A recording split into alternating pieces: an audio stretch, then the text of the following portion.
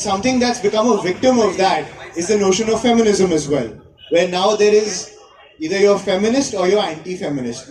There is a sense of dogma in feminism now. There is no democracy to a great extent when it comes to the debates, because in our entire news landscape now, unfortunately, feminism seems to have been reduced to a lot of trigger words. But that isn't exactly what the movement is all about. And I think it's high time that we go back to our roots.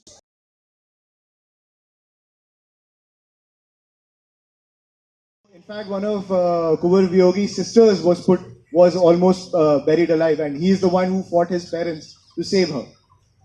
He was one of the original feminists, I wouldn't say of Jammu itself, but of India. And to a great extent, his writings in Ghar and the other sonnets that he's written, which we've translated into English, it oozes with feminist thought, which is basic equality for everyone, men and women to a great extent.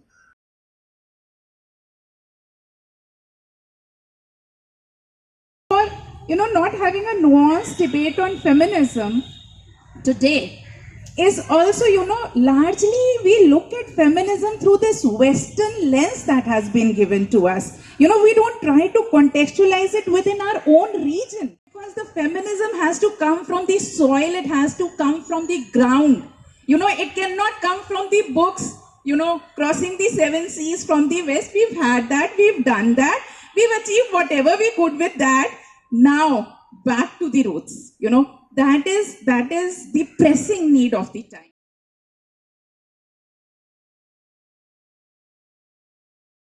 A soldier of the Indian Air Force, Group Captain Randhir Singh took on to writing at a very impressionable age of just 13. With his pseudonym, Kunwar Viyogi, this laureate has been crowned as the father of Dogri sonnets and has been awarded by Sahitya Academy. जितनी sonnet Hindustan में कुंवर वियोगी ने डोगरी में या उर्दू में या हिंदी में लिखी हैं, उसका मुकाबला कोई नहीं कर सकता। और इतनी ज़्यादा लिखी हैं कि ये मुझे लगता है अगर कोशिश की जाए तो ये विश्व रिकॉर्ड बन सकता है। His masterpiece, Ghar, a journey of society and relationships, ran into 238 verses. एक टुकड़ा मैं रोटी मंगा सोने की एक नुक्कर, एक पल मंगा मुस्काने की इस धरती दे ऊपर, पैर एक मंगा रोने की गड़वा एक शराब, परछावे विच डुलन दरदा इह जी कर। With a humble attempt to resuscitate Dogri language, Kunwar Viyogi's contribution is priceless and timeless. Founded in his memory is the Kunwar Viyogi Memorial Trust that endeavors to promote and preserve the history of Dogri language through literature, art, culture, education and innovation. A platform to give back to the roots what you gained from them. Taking inspiration from Kunwar Viyogi's belief that talent deserves to be nurtured and shared with the world, the Trust offers scholarships in the University of Jammu, Literary Award in association with Dogri Sanstha and Talent and Innovation Award among other initiatives. Come, join the movement. Let's preserve our heritage. Let's protect our roots. Let's give back to the world the gift of Dogri. Ladies and gentlemen, welcome to Kunwar Viyogi Memorial Trust.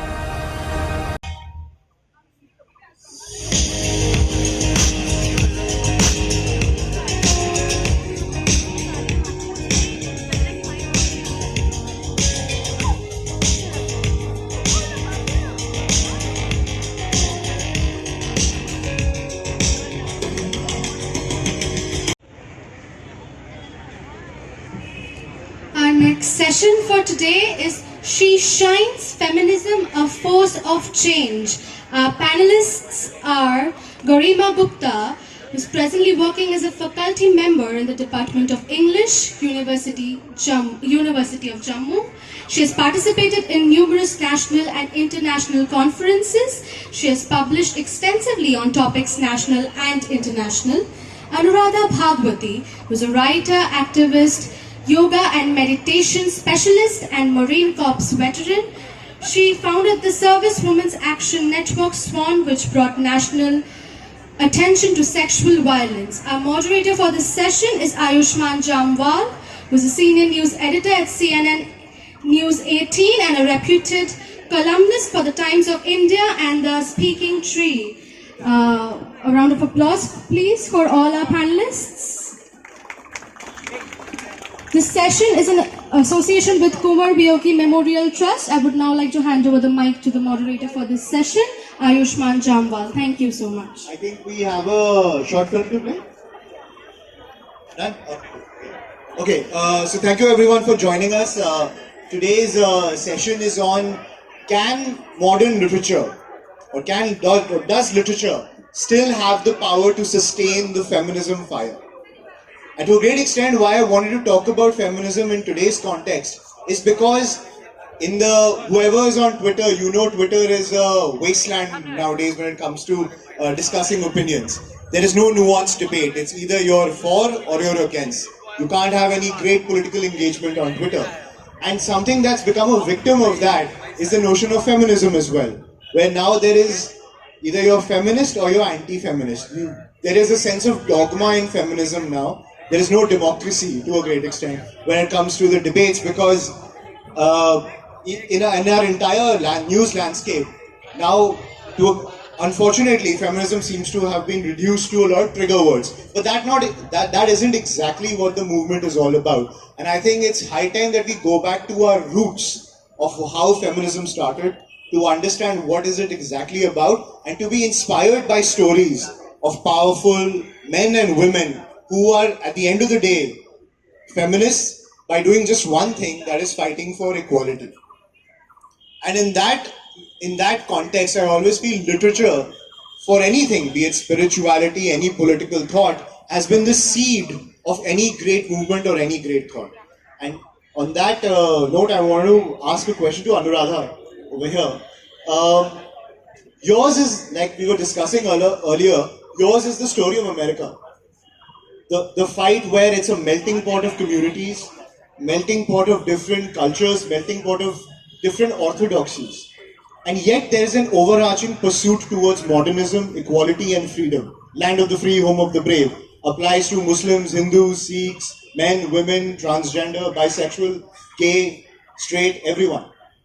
So in that context, yours is an inspiring story, being brought up in a traditionalist household and then facing the kind of the discrimination in the military and fighting through all of that to kind of chart your own path. Was there a piece of literature which kind of really inspired you to push ahead and keep pushing ahead? The canon was, as we say, dead white men, right? All the greats were dead white men. And so, a beautiful literature, beautiful poetry, Shakespeare and so on, but, there's really something missing for me, right? A real lived experience of people who also lived during that time. And so, right now we're making up for it, it's not as if there haven't been writers from the global south since the beginning of time, but their access to the publishing machine has obviously been limited. So similarly for women, I'm sure that's true in India as well as the United States. So we have always fought to get our voices heard, whether through writing or through Twitter. Right.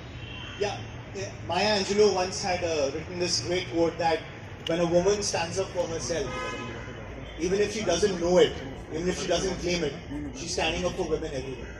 Yeah, absolutely. There's something about the voice of one inspires the voice of men. And yours is like that one voice. Like your fight against so many barriers.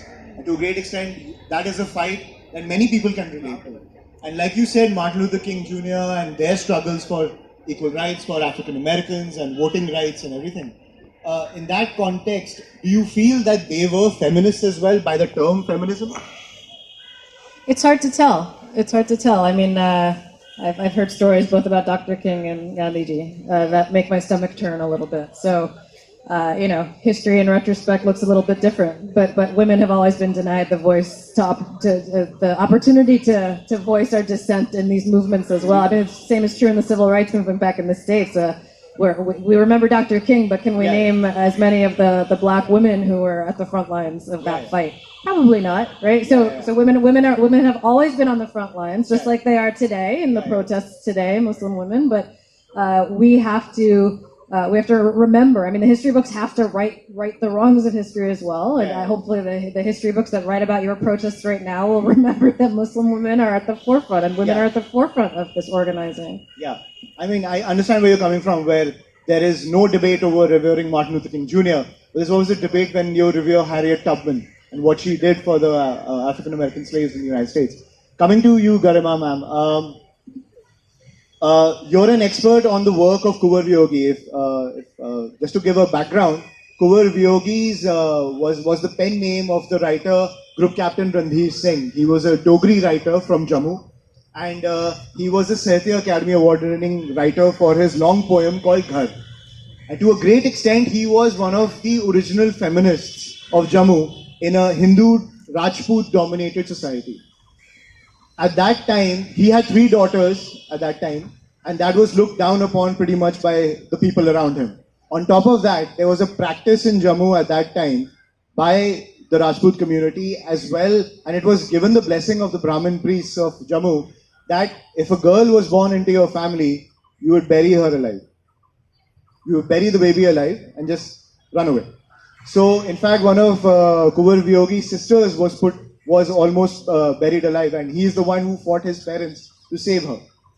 So he was one of the original feminists, I wouldn't say of Jammu itself, but of India. And to a great extent, his writings in Ghar and the other sonnets that he's written, which we've translated into English, it oozes with feminist thought, which is basic equality for everyone, men and women to a great extent. And I would like to get your thoughts on it. He was an original feminist, wasn't he? Yes, Anshuman, he was. But before I go into the poetry of Kunwar Viyogi, I would like to revisit and contextualize feminism in my own limited understanding of the term.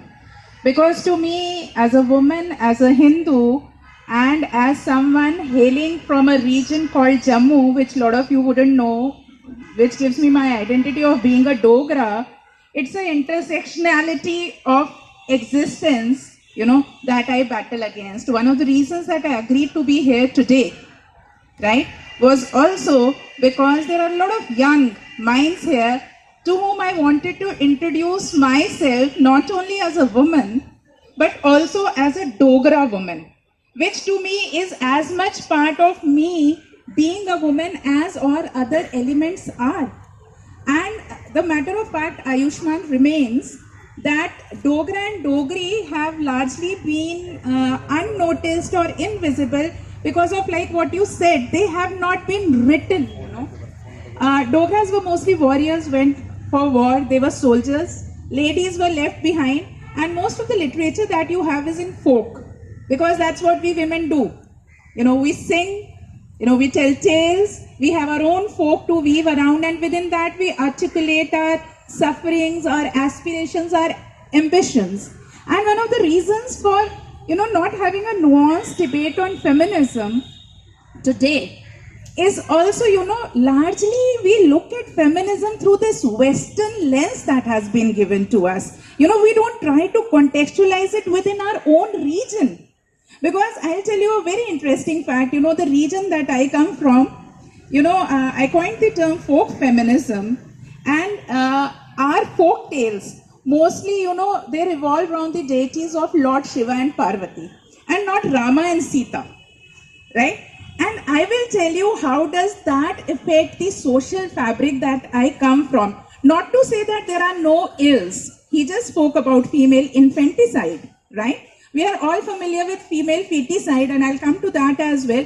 But just a little, a little taste of how a difference in folk, creates a shade of difference in the social fabric vis-a-vis or in the context of feminism. See, the kind of folk tales we have regarding Lord Shiva and Parvati, there's a kind of playfulness that is not visible in the tales around Rama and Sita, right? For example, there's one tale, where there's a big drought in one of the villages, and the priest is praying to Lord Shiva day and night, and Lord Shiva is not relenting. So the priest is wise. He knows he should go to the wife So he starts praying to Mata Parvati, right? And Mata Parvati appears and says, okay, what do you want? He says, I want rains for my village. So she says, okay, I granted. Now she's granted the boon, but when she goes to Lord Shiva says, no. There can be no rains. I am very angry with the villagers, so there can be no rains in this village. And she stays quiet. And the next day, when they are taking a round again, she says, Nath, Parmeshwar, all the endearing terms you use for a husband when you're flattering, that conch shell of yours, you've not used for quite some time. Does it still work? Are you sure it still works? And Lord Shiva is very happy, when the wife is sweet to you, you're on cloud 9, and he says, I'd better check. And he blows on that conch shell and bang comes the rain on the village because that's the conch shell of the rain. Right? So as Indians or from the region that we hail, see, I hail from Jammu, I will tell you my tales. And I would love it if you would share your tales, because the feminism has to come from the soil, it has to come from the ground. It cannot come from the books, crossing the 7 seas from the west. We've had that, we've done that, we've achieved whatever we could with that. Now, back to the roots, that is the pressing need of the time, right? So, I think I've taken a lot of time to contextualize, but there are a lot of young minds here, and nuanced debate is very, very important. And I think for our generation, it becomes even more important that, when we are debating anything that is controversial, even if it is a basic debate that was there in the panel before, we are very careful to use words, terms, phrases, stereotypes, branding phrases, because they get imprinted, they assume a life of their own in today's social media, and they percolate to the youngest mind today. It is not like it was 20 years back when we didn't even know what our parents' political opinions were or what was happening, right? Today, even the youngest of the minds. And in that context, should feminism not be revisited, not as a site of activism or as a site of theory, but as an act of living? Simple as that, right? So, coming to another aspect of feminism, whenever we speak of feminism and we say that, whenever a woman stands for herself, a single woman stands for herself, it's an act of feminism. But I think even when a man stands for a woman, it's an act of feminism. If I speak in the Indian context, if we were to limit feminism only to women, all of you young girls here, do you really envisage a life without fathers and brothers and friends and classmates and, the boys that are around you, the men that are around you, and see them on the other side as the enemy, opposition? No. It is kind of a symbiotic relationship. I was just interacting with the volunteers of the APJ Fest, and most of them boys, they've been so warm, they've been so welcoming, they've been so patient with me. I had a terrible 16 hours flight yesterday. I reached at 1 p.m. and there is this boy standing at the airport with a smile on his face, Amartya, I came to know later on, to receive me. Should I be offended why was not a girl sent at 1 a.m. or should I be thankful for the boy that was there at 1 a.m.? So we need to revisit our attitudes as feminists as well. Do we want to speak of feminism in terms of alienating men? Or do we want to speak of feminism where men emerge as empowering women? Because see, authority and power are two different things. Not all authoritative women are empowered, and not all empowered women are in the position of authority. We need to, discern that difference. And it is within that context, I know Ayushman is thinking I'm taking all the time. It is in this context that, when I started working on Kunwar Viyogi's poetry, especially Ghar, that he had published in 1980s, I was astounded. 1980s. Most of you can't even imagine that time, And in the Dogra society in the region called Jammu. 1980s were very conservative. They were very patriarchal. They were very normative and not very open to voices of dissent.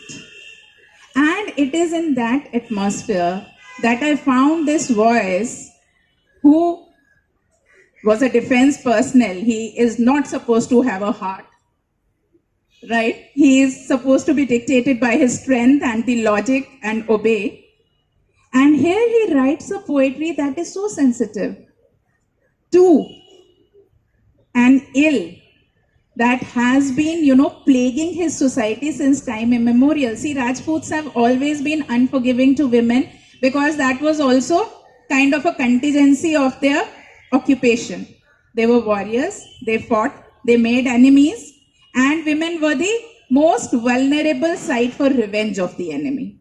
Right? See, that I think that is what is needed today, to take a holistic picture of everything. Just to say that this is an evil practice and this should be discarded with, look at it in the context. Only then can you remove it.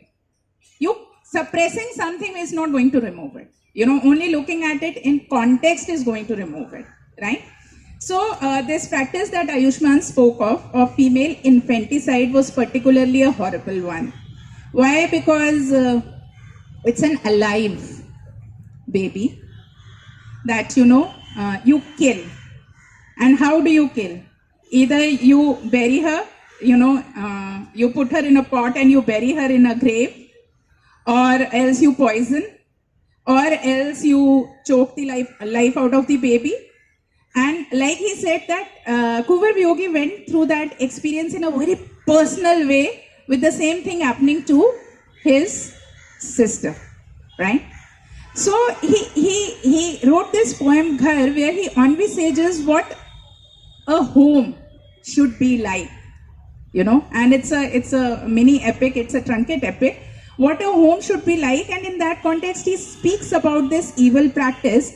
And I'm going to, with your permission, the moderator, quote a few lines, but I would like to do it in Dogri first and then in English. Because not only do I want to introduce you to Dogri, Dogra and Jammu through me, but also to the language itself. So if you understand Hindi, it's not that difficult to understand Dogri. I'll go slow. He speaks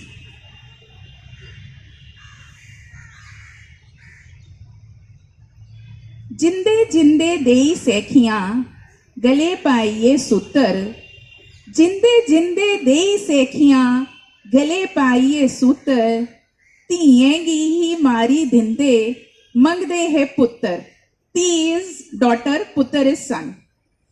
धीएंगी ही मारी दिंदे मंगदे है पुत्र ए मिये ही कतलो गारत इन होई दी बंद पर मी लगदा हाली तिक्कर कदना ओ न घर. And he says,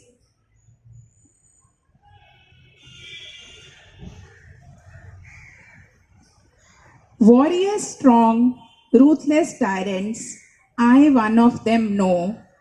Warriors strong, ruthless tyrants, I one of them know. Inquisitors, no mercy to their daughters would they show.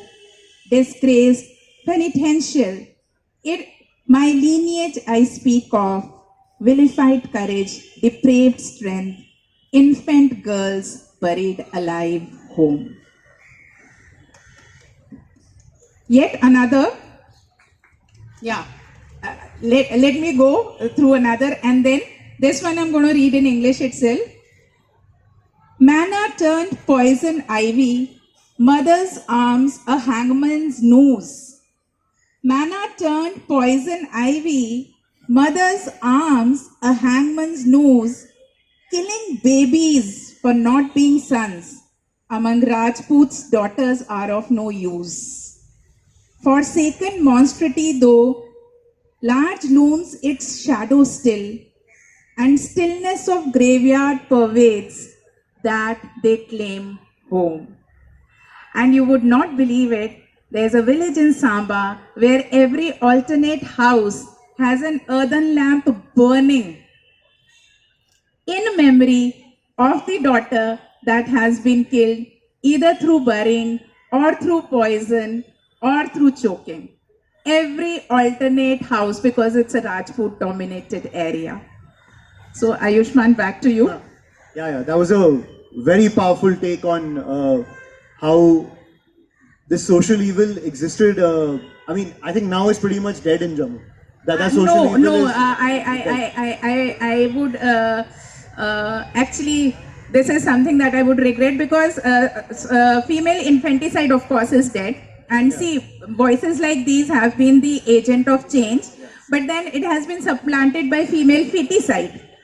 And I had a very wonderful short story which ultimately says that, earlier, at least the dead baby got an earthen lamp, and now what they get is the water of the gutter, not even another. Because, when the female infanticide happens, the remains of the baby are just discarded. There's no proper burial or anything like that.